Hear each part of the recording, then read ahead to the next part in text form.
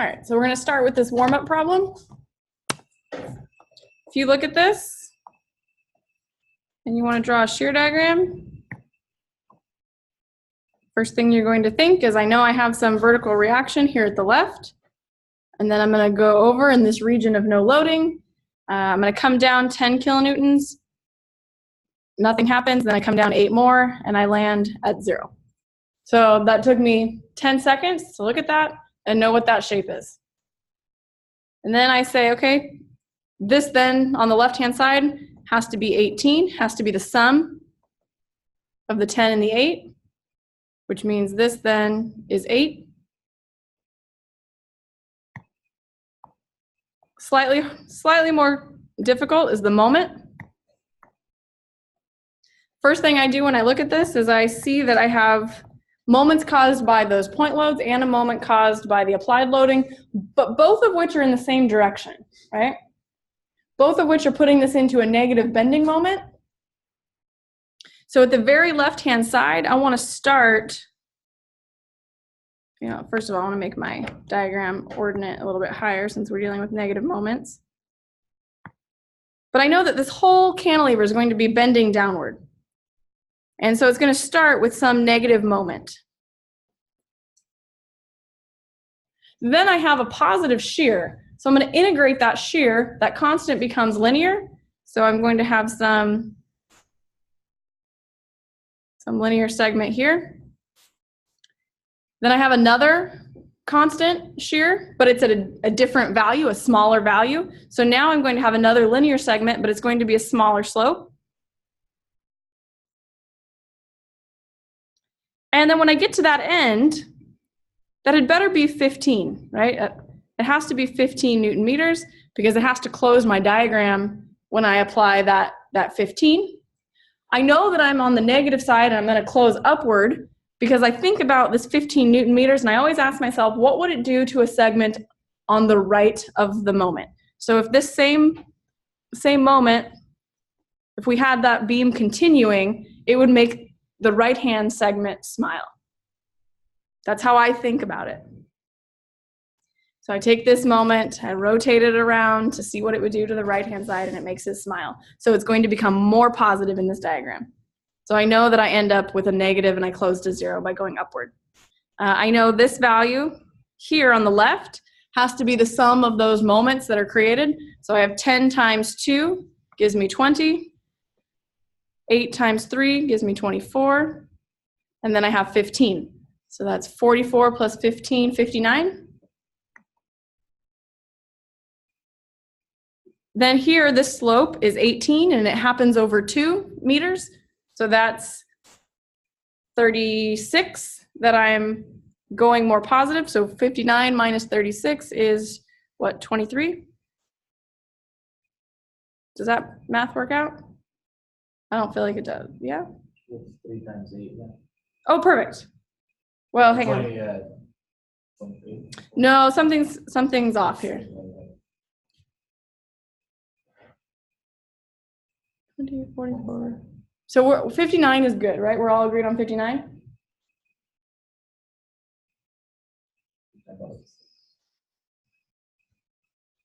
Well, I thought it's the area under the shear curve, right?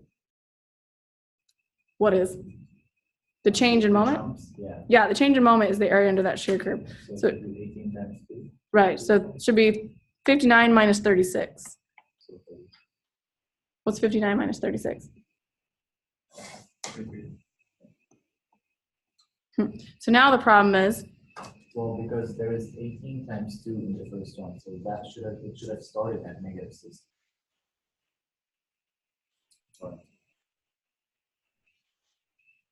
I mean 36, right? Because the area under the shear curve is 18 times 2. no, that's not how we get our starting point. Our starting point comes from the statics that's applied. I thought it was negative 30. Okay, how did you get that? No. 10 times 2, 8 times 5. Ah, bingo. Oh, I was right. Yeah. I did 8 times 3. Well, 8 times 5, not 8 times 3, right? Because this 8 is acting 5 feet away from that end. I was going too fast. Okay, so 8 times 5 is 40. So we get negative 75. Good. Now, negative 75 plus 36 is what? Negative. Perfect. Then you add another 8 times 3 to that. So you add another 24, and you should get negative 15. And then it closes. Good. So did you kind of see the process we went through? The first thing we did is we drew it, and we said, I know it has to look like this. Then you start putting the things you know on there. And if you get in a situation where something you know with something you're calculating doesn't jive, you go back and look for your mistake, right? You go back and you look at, where did I mess up the math? But you never question the things you know, right? You never question the way this diagram looks. You don't get insecure and say, well, gosh, maybe this is linear, or maybe this should be quad. No, don't ever go there. Like, there are things you have to just know to be true about shear and moment diagrams, and you don't ever let those change. It's always, the mistake is always in the math. Okay, so go back and check your numbers. Cool. Yes. One question. Why would we start at negative if our reaction would be positive, right? Okay, so the question is, how do we know where this moment starts? It's a very good question. Would you all agree that this is what that reaction looks like? Yeah. Okay, so why are you telling me that that's a positive moment? How good is it? Okay, so there's two different, he said because it's counterclockwise. There are two different sign conventions for moment. There's equilibrium, and there is moment diagram sign convention. This is a positive moment for equilibrium. But in terms of what it's doing to the beam, it is a negative moment. So when I'm drawing my moment diagram, I always ask myself, what is that moment doing to a segment of the beam to the right? In this case, it's easier to see. If I were to take a beam, so any beam, I take this beam, and I were to apply that moment to it, and then rather than have the other end just go crazy, we'll apply, opposite moment over there. It's going to make it sad, right? Make it real sad. So I know it's negative.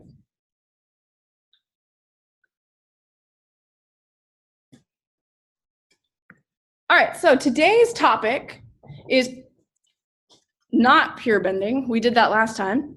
It's deflection. So this is the second half of the lecture that we started last time.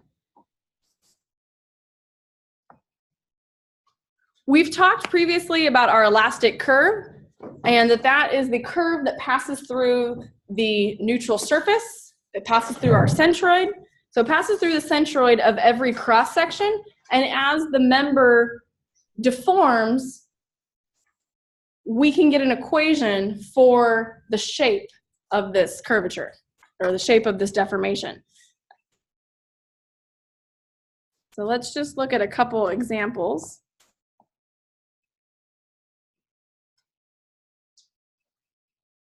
So let's say that we have these two beams.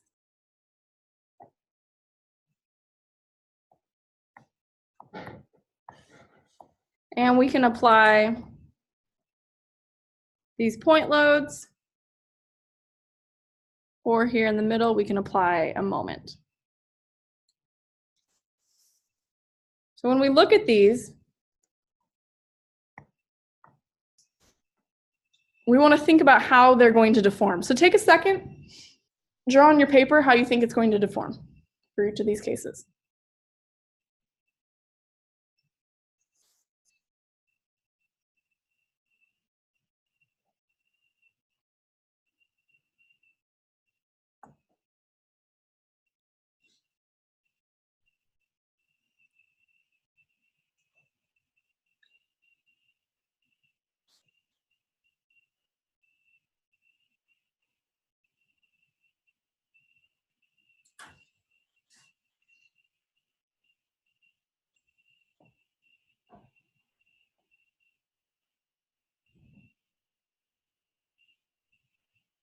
Okay, what do you know to be true about the deformation? What things do you know?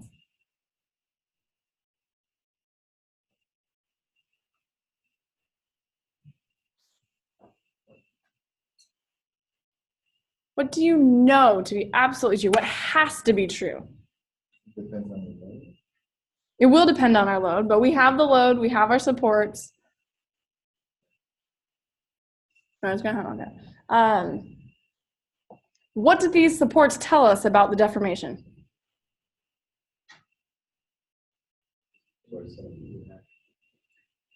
Okay, so you said it's fixed. What is the importance of being fixed? 2. Okay, resistance to forces and what? So it will be. So it has like an elasticity of the one thing. Yes, that's true. That is true. It'll behave elastically and then it'll develop a hinge. It'll fail a little quick. Okay. This line of questioning is not fruitful. When we have a fixed end, what does the deformation at that point look like? Let's go with 0. 0 what? No rotation. 0 rotation. And? Well, that's the same as rotation. Translation? 0 translation? Okay. I think you all know what you knew the answer. I don't think I'm asking the question right. But what I'm trying to get at is this and that have to stay like that. Right? You come out of those fixed ends. Yeah, obviously, professor, obviously. You come out of the fixed end, it comes out straight. In the middle, you've rotated it counterclockwise, right? So that middle section is going to look something like this. Perhaps exaggerated, but yeah. And then you can just connect these like that. Does that look like what you have?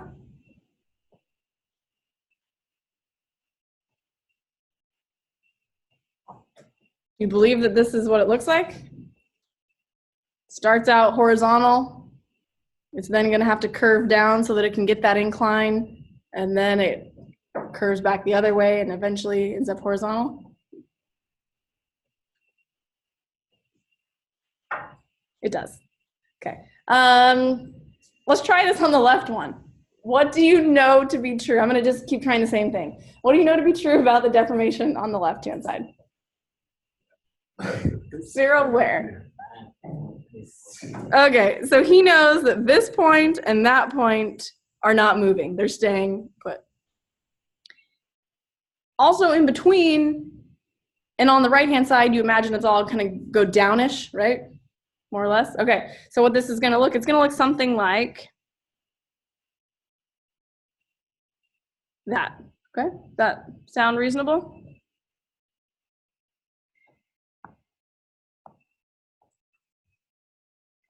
So what you're going to notice is that at some point it flips from being concave down to concave up, or concave up to concave down, right? That's what we call our inflection point. It's a very important point. Why is the inflection point important? It's actually not where the applied force. So let me see. It's this is our inflection point right here. And it's where the moment is because of symmetry. And I heard something about 0.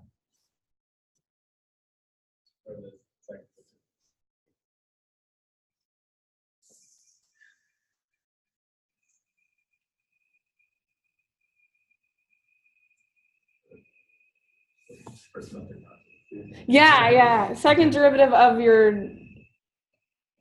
Yeah, that's why. You know, where concave up and concave down changes, those are where that's the second derivative. Excellent. That's where we're headed. That is where this lecture is headed.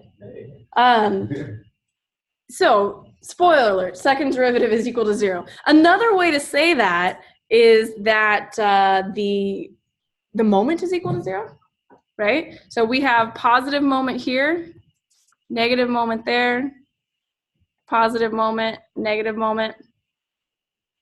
Our stress is my over I. So this is positive stress, this is negative stress. positive stress, negative stress. Cool. And this here is our inflection point.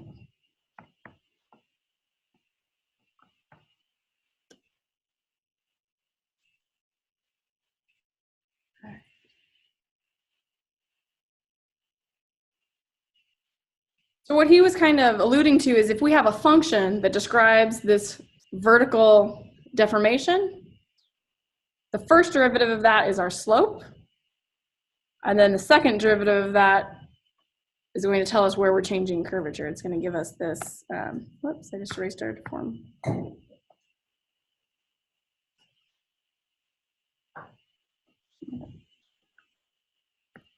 Okay, so let's go ahead and get there. We need to remember a couple things. One is that 1 over rho is m over EI, and 1 over rho is what we call curvature. That's the rate of change of the slope, and it's v double prime.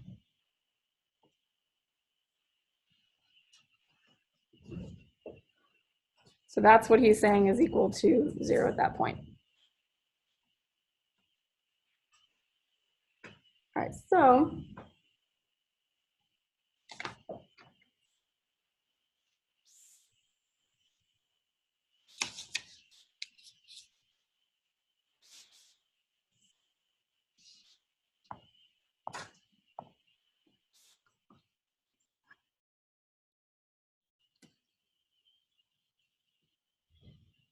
the important things that we need to know for this lecture is that the slope and the displacement can be obtained by integrating our moment. So if we take the slope, which we can represent as theta, because we're dealing with small angles. So theta is equivalent to our slope. It's also equivalent to v prime.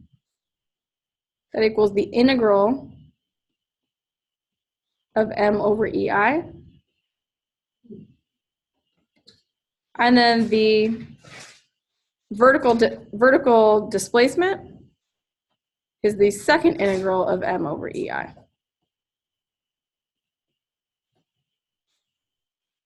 Now keep in mind that m is the integral of the shear, and the shear is the integral of our loading. Okay, so typically what happens is we know our loading, we integrate that twice to get our moment function, we then divide that moment function by EI, integrate 2 more times to get our curve, our elastic curve function. And where did you say you saw this? Calc 2, Calc 1? First semester Calc, excellent.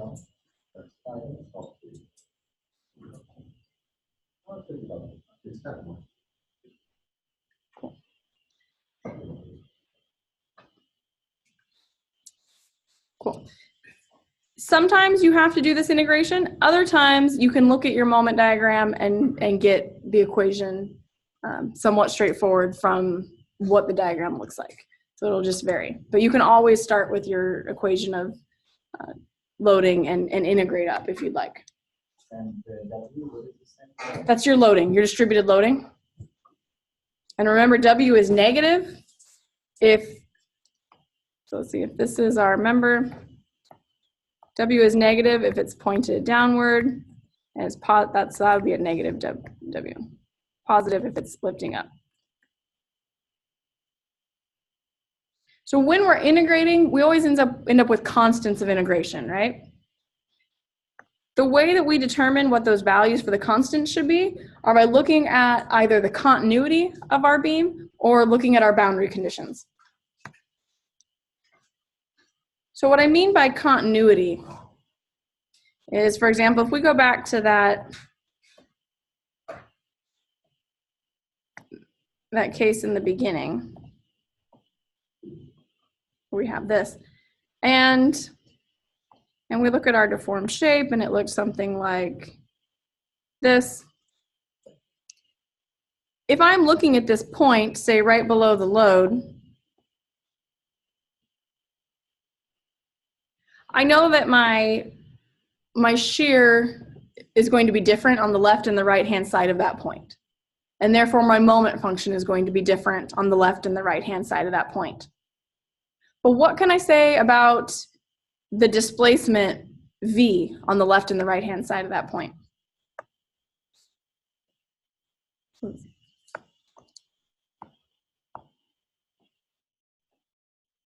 So we'll say V of X on the left, for example. How does that equate to that value at that same location, but just to the right?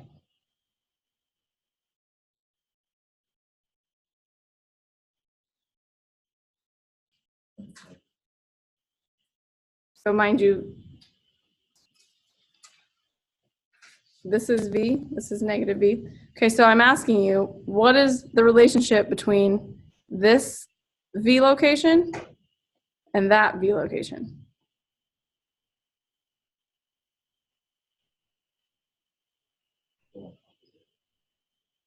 Okay, so equal and opposite would look like this and that, but I have these two.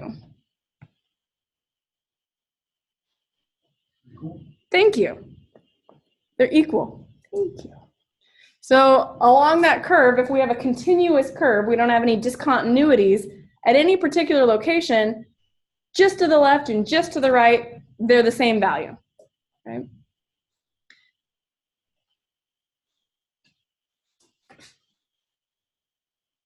And what about the slope? We have a slope just to the left of that point. We have a slope just to the right. So let me draw this here on the left-hand side. This particular location, I have that slope.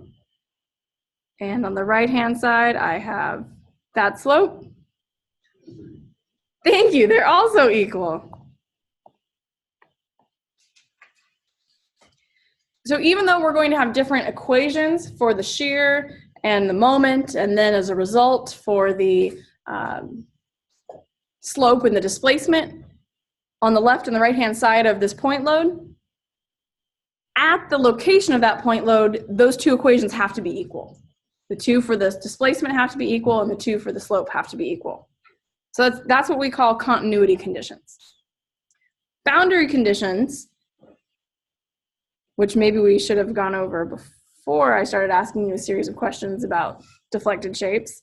Boundary conditions say things like this. If I have a roller or if I have a pin, my displacement is 0. I don't know anything about the slope because it's free to rotate. But what else do I know to be equal to 0 at that point? Pin and a roller, what's equal to 0?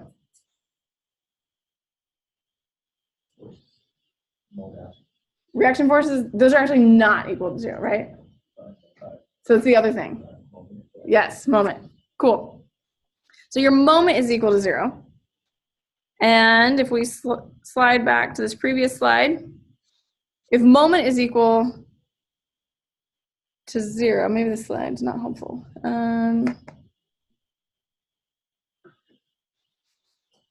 Let me add one more thing here. V double prime equals m over EI, right? If we undo this integration of the V prime equation, so we take the derivative of that, we get V double prime equals m over EI. So now, if I tell you m is equal to 0, V double prime has to also be equal to 0, right? Okay, so we know here V double prime is 0. If we have a fixed end, now we know that there's no displacement and there's no slope. These are all the same V, despite some looking more curvy than others. So V equals 0, V prime equals 0 at a fixed end. If we had a free end, so this is free, now we know there's no reaction and there's no moment, right? That's what a free end has. So if there's no moment, that told us that V double prime was 0. And if the shear is 0, because there's no reaction there, the shear is the derivative of the moment, right? If we look at this equation here, the shear is going to be the derivative of the moment. So if shear is 0, then now we have V triple prime equals 0. The second one is just V prime. That's slope. V prime is slope. Another thing we can have is, say this has a situation like this, where it can translate up or down, but it can't rotate. So sometimes you might see that like in a slotted hole. Because there's no rotation, that means V prime is equal to 0. Because it can move freely up or down, that means there's no shear, which means V triple prime equals 0. So let me just add a note. So this has to do with moment. This has to do with shear. Okay, we might have a situation where it's a free end, but it has some applied moment and load. So now, instead of saying that V double prime is 0, we say that V double prime equals whatever that moment value is divided by EI, right? That's the equation that relates moment in V double prime. And similarly, V triple prime is going to equal negative P over EI.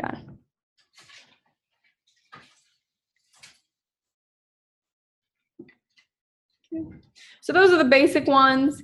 You can get a little bit more intricate where you say it's attached to a spring on the end. And so now, instead of, if there's a spring on the end, your moment is equal to 0, but you now have that, instead of it being P, it would be KV, right? The amount of displacement multiplied by your stiffness would give you your actual force. So let me go ahead and write that. I got a whole other slide. So for example, you might have something like this, where you have a spring, and now you're saying, because your moment has to be equal to 0, V double prime is equal to 0, but now you're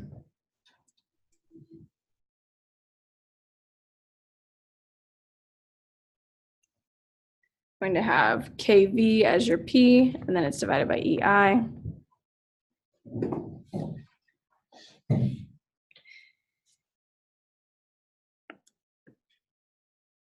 And you can put it on the other side.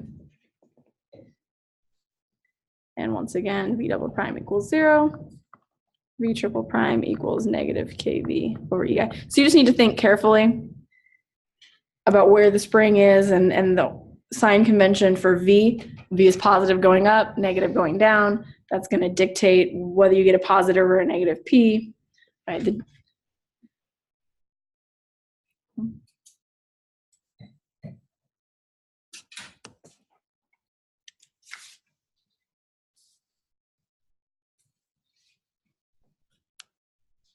So let's look at an example here. I'm going to go over an example, and then I'm going to give you an in-class assignment. Not only are these examples showing you how to do this, but these are very deliberately chosen examples that are common scenarios that you're going to run into, that you're going to want to have that final answer memorized. Okay, so in particular, the in-class assignment one, that's one that you will use extensively in structural engineering. So for this example, we have a force applied at the center of a simply supported beam. And the first thing I'm going to do is get my shear diagram.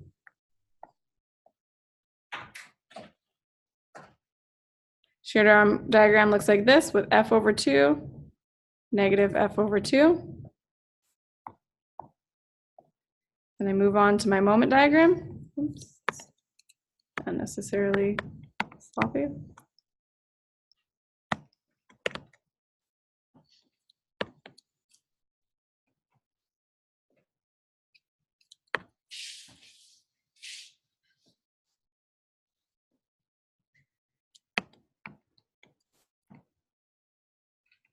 Okay.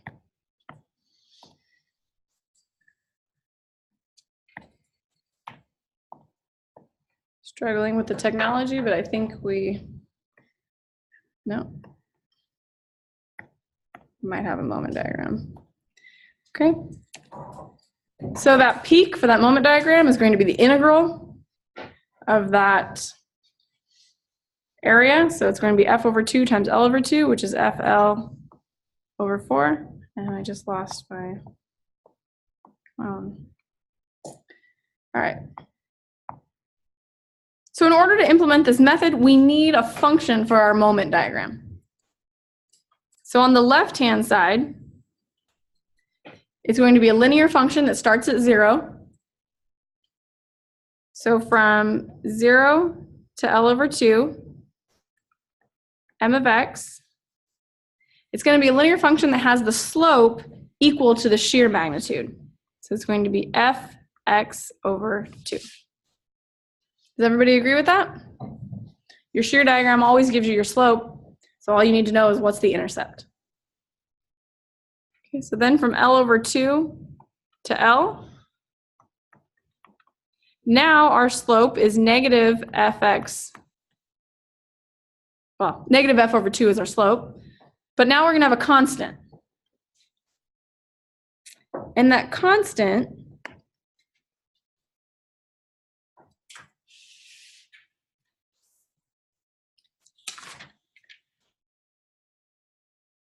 is going to have to do with where this would cross this axis. So if this were extended backwards, what would be that intercept there? So this is 0. This is FL over 4. If I go back another L over 2, it's going to be double that, right? This is the halfway mark along that beam. So this should be the halfway height. So I need double that. So this should be plus FL over 2. What is that FL over 4? It's the magnitude of that peak. So now I have two functions for the moment. Now I could have gotten these another way. I could have started with my W function equal to 0, right? There's no distributed load on either side. I then integrate that and I get some constant. To figure out the magnitude of that constant, I then need to figure out my shear, and then I could integrate it again. But in this case, I think it's easier just to look at the diagram and figure out what those equations would be, which is like going back to algebra and deriving these equations. Okay. So then if I want displacement, I'm going for the second integral of m over EI. So I'm going to start with the first integral, which will give me slope. So we'll have the left and the right-hand side. So this first integral on the left-hand side is going to be fx squared over 4 plus c1. On the right-hand side, we have negative fx squared over 4 plus flx over 2 plus c2.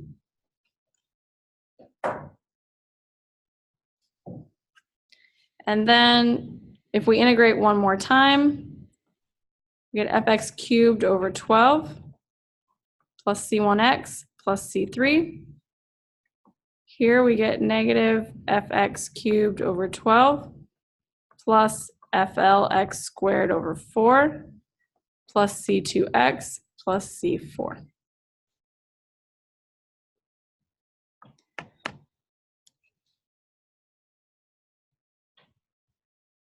So these are my equations, but I have 4 unknown constants. So I'm going to look at both continuity and boundary conditions. So my boundary conditions tell me that at 0, my deflection is 0. At L, my deflection is 0. Right, those are the 2 boundary conditions that I have that pertain to these 2 equations for simply supported. Next, I'm going to look at continuity. So I know that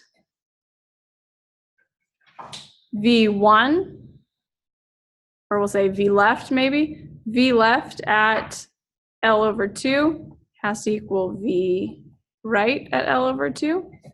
And the slope, V prime on the left at L over 2, has to equal V prime on the right at L over 2.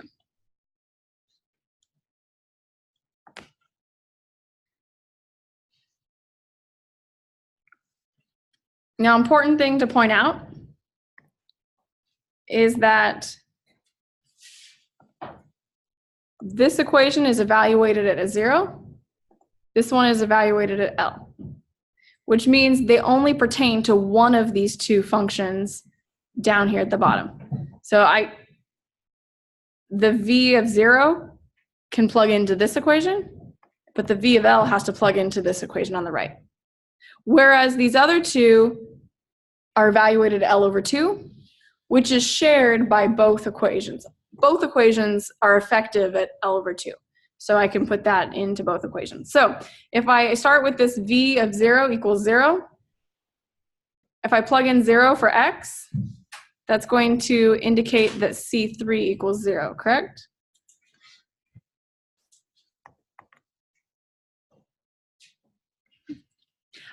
I cannot just plug in L for X in the equation on the right and solve for C4 because C2 will still be in that equation. There'll be a C2 times L in that equation. That's only helpful when X equals 0. So I'm now going to turn to my continuity.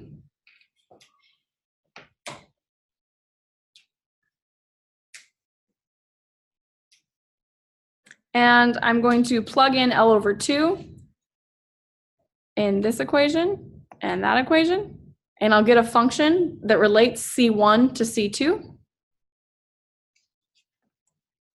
And then the next thing I'll do is I will plug in L over 2 into this equation and that equation. And I'll get a second equation that relates C1, C2, and C4. So now I have 2 equations, but 3 unknowns. So the third thing I'll do is I'll plug in V of L. So we'll plug in this equation into, or this value into this fourth equation here. And now we'll have a third equation that has C2 and C4. So we'll have a set of 3 equations, and we'll solve that set for C1, C2, and C4. So when you solve that system, you will end up with C1 equals negative. No, I'm going to do it on the next slide. You'll end up with C1 equals negative FL squared over 16EI. C2 is negative 3 FL squared over 16EI. C4 equals FL cubed over 48EI. So now that we have those constants, we're looking for the location of the max deflection. Well, I said find the deflection at L over 2, but I said that because that's the worst case deflection. Would you agree that in this symmetric scenario, that middle is going to be our largest deflection? Because we're dealing with L over 2, we can use either equation. So I would argue that if you can use one of 2 equations, you should use the easier of the 2 equations. Do you like that logic? Okay. So I would say that when C2, oh, you know what? We have a problem with our numbering. This is 3. Because C2 we already found to be 0. So I would say the equation in which one of the terms is 0 is the simpler equation.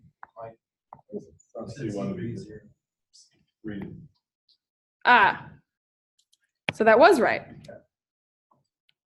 My mistake. Perfect. In fact, but now I am concerned. Let me make sure that I've labeled my variables the same as on this paper.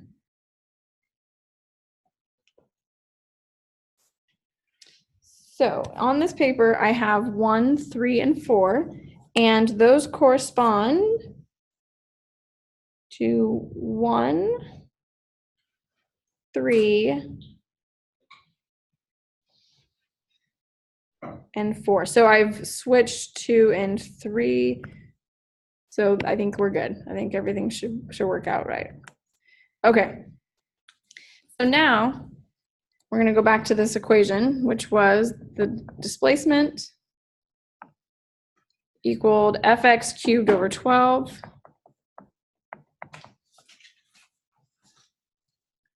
plus c1x.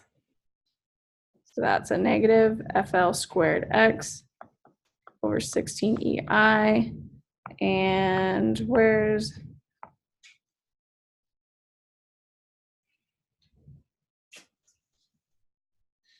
I think I got sloppy and dropped the EI, didn't I? All of these should have been multiplied by 1 over. No, that doesn't work. All of these starting points should have been over EI. I apologize. Would everyone agree with that? That if we're integrating M over EI, I just integrated M.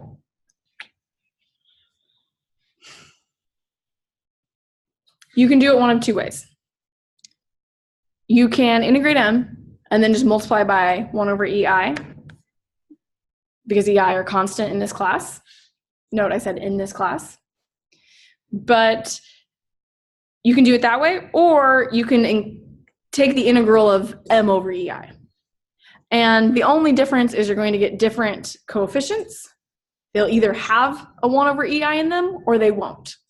But in the end, when you go and put your equation back together, there should be a 1 over EI in every term of that equation. So we should end up with this.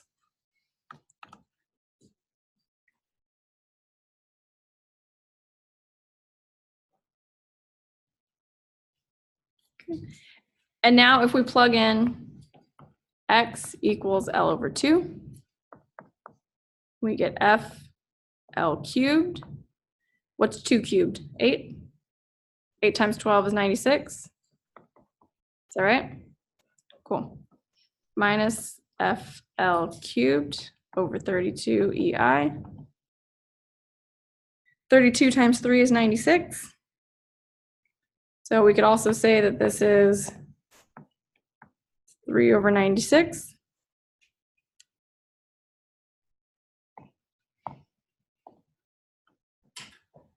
Which then gives us a negative 2 FL cubed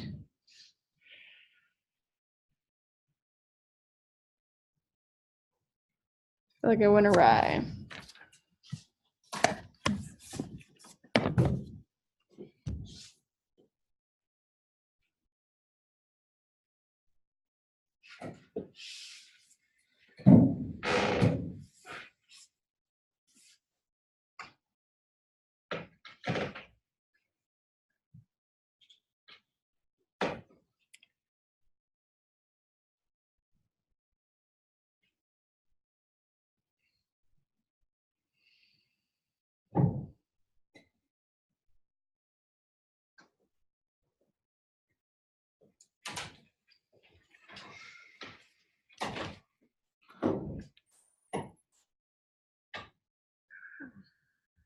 I think we're off by a factor of 2, but we can check this.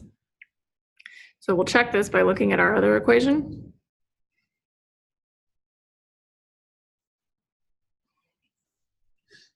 So that other equation is negative fx cubed. Can you guys just read it to me?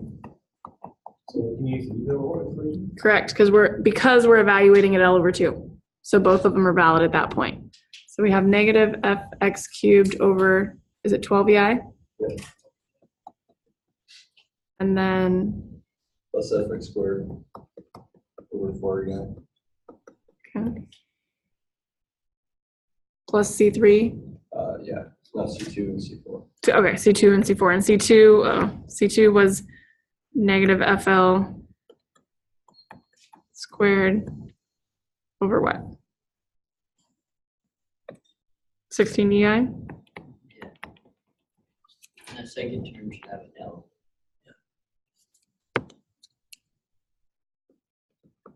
Good. And then this last is plus C4, and what is C4?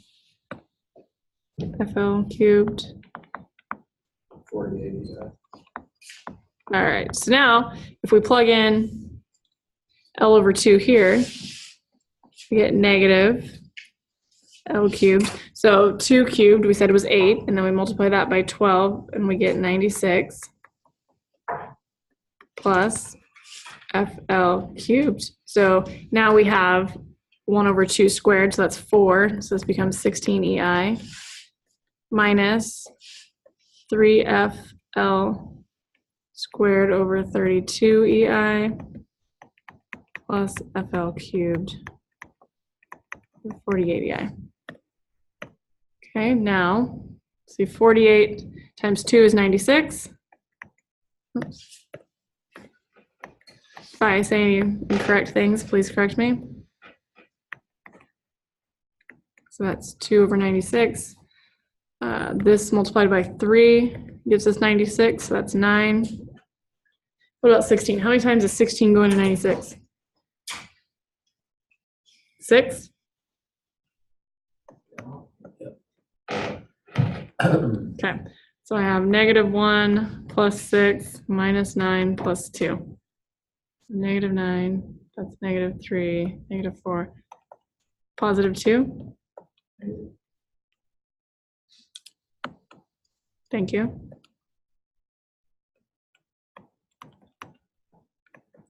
I'm getting the same thing. You can reduce it to 6. No, it's that I thought that 48 was a 24. I'll confirm. And you notice it's a negative value, that means it went down. That matches what we expected. If you ever get the wrong sign, you probably made some kind of mistake. Okay, so that's the procedure. I'm gonna set you free on an in-class assignment where you're looking at a simply supported beam with uniform distributed load. Remember I said you're gonna run into this all the time because most beams that we design in our buildings are simply support. Well, when in steel, sometimes you have fixed conditions on the end, but in timber, everything is simply supported. You typically have distributed loads. So this is some W. And remember, it's negative because it's downward. So I want you to go through that same process and figure out what the maximum deflection is. That means what's the deflection at L over 2, and I'll check that other value just to make sure we have the right value. So I've gone online and I've clarified. So online you can often find tables that have for a particular loading, what does the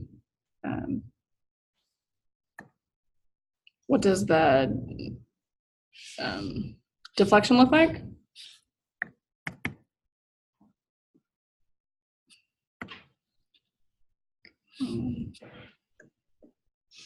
Trying to get it to display. There you go. So what you can see is that for that point load in the middle,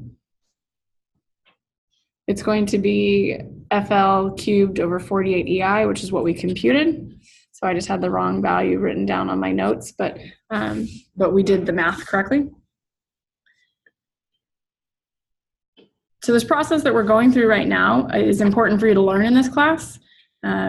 And you'll need it if you run into a strange loading case scenario. But just kind of as a warning moving forward in future classes, these tables are available, and especially if you take steel design as a civil engineer, the steel design manual has a very nice series of tables where they've already gone through this process that you're going through now to get the final result.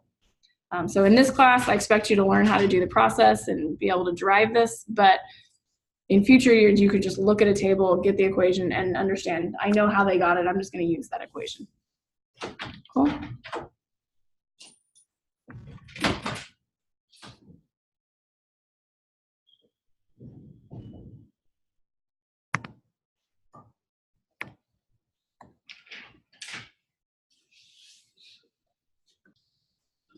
So when you finish working through this program, you're going to get that the maximum deflection, which occurs at L over 2, is equal to negative 5 WL to the 4th over 384 EI.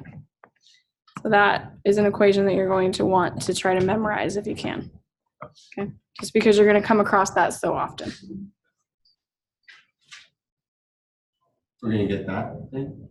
Yes, that should be once you have obtained your moment equation, divided by EI, integrated twice, and then solved for the two constants, and then plug in L over 2 as your X value, this is what you'll get.